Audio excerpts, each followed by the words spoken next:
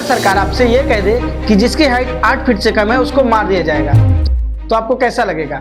आपको तो मार ही दिया जाएगा, लेकिन आपके घरों में जो रह रहे हैं उनके बारे में कोई कुछ भी बात नहीं करेगा, और आपकी वजह से लाखों करोड़ों लोगों का क्या होगा? अब आप सोच रहे होंगे कि मैं क्या बोल रहा हूँ, तो मैं बात कर रहा हूँ अरावली की, जिसको 20 नवंबर 2025 को हमारे सुप्रीम कोर्ट ने ये एक्सेप्ट कर लिया कि जिन पहाड़ियों की हाइट 100 मीटर से कम है उन पर माइनिंग की जा सकती है। उसके बाद शुरू हो गया सेव अरावली का कैंपेन। इधर कैंपेन शुरू हुआ, उधर हमारे इन्वायरमेंट मिनिस्टर श्री भूपेंद्र यादव जी का इंटरव्यू आ गया। 100 मीटर का अर्थ है टॉप 100 मीटर से बॉटम के अंदर तक जो उसका पूरा फैलाव है, उसको सही ठहराने के लिए। ठीक वैसे ही जैसे दिल्ली का पोल्यूशन कम करने के लिए तंदूर को बैन कर दिया गया, ठीक वैसे ही जैसे आधार कार्ड से हमारी ज़िंदगी बहुत आसान हो गई, ठीक वैसे ही जैसे किसानों के लिए जो लॉ लाया गया था किसानों के फायदे के लिए। अब फिर बात करते हैं अरावली की।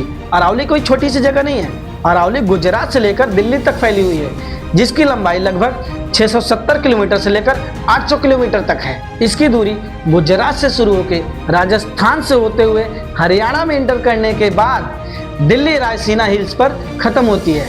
जैसे कि जयपुर के जयगढ़, आमेर नाहरगढ़ और इंडिया की लार्जेस्ट फोर्ट चित्तौड़गढ़, दिल्ली में जेएनयू और राष्ट्रपति भवन, ये सभी अरावली हिल्स पर ही बनी हैं। अगर आप कभी माउंट आबू घूमने गए होंगे तो आप गुरु शिखर जरूर गए होंगे, जिसकी हाइट लगभग 1722 मीटर है।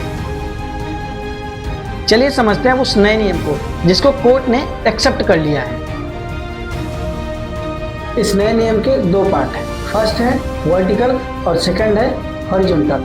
तो अब बात करते हैं वर्टिकल की।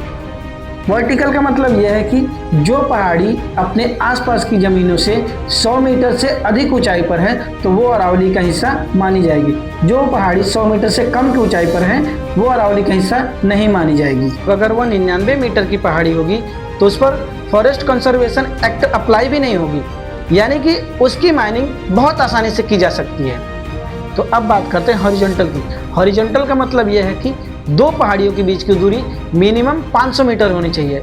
अगर इससे ज़्यादा है तो ये भी अरावली का हिस्सा नहीं है, इन पर भी माइनिंग की जा सकती है। अब अगर इस हिसाब से देखें तो अरावली की कुल पहाड़ियाँ हैं 12,081, जिसमें से 100 मीटर से अधिक ऊंची वाली पहाड़ी मात्र 1048 है, यानी कि 91% पहाड़ियाँ काट दी जाएंगी, बचेंगी मात्र 9%। तो जाहिर सी बात है समस्याएं बहुत तेजी से बढ़ेंगी, जैसे कि थार मरुस्थल बहुत तेजी से फैलने लगेगा, राजस्थान की रेतीली मिट्टी हरियाणा और दिल्ली तक फैल सकती है।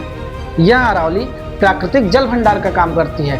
पहाड़ काटने से भूजल स्तर बहुत तेजी से नीचे गिरने लगेगा, अचानक बाढ़ जैसी समस्या होगी। रियल एस्टेट तो बेशक बढ़ेगा, लेकिन जीवन स्तर बहुत तेजी से गिरेगा। दिल्ली में होने वाला पोल्यूशन बहुत ज़्यादा बढ़ने लगेगा।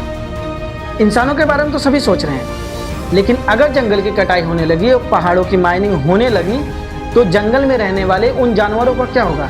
इसके बारे में तो कोई नहीं सोच रहा। अगर जंगल की कटाई शुरू हुई तो जंगल में रहने वाले खतरनाक जानवर शहरों की ओर बढ़ना शुरू कर देंगे, तो इससे फिर इंसानों को भी खतरा बढ़ जाएगा। इतने करोड़ों लोगों को जिंदगी देने वाली अरावली आज खुद मदद मांग रही है।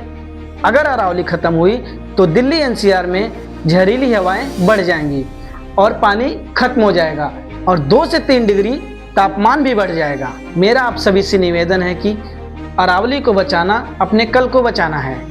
अवैध खनन रोको, पेड़ लगाओ, अपने आने वाली पीढ़ी को बचाओ। धन्यवाद।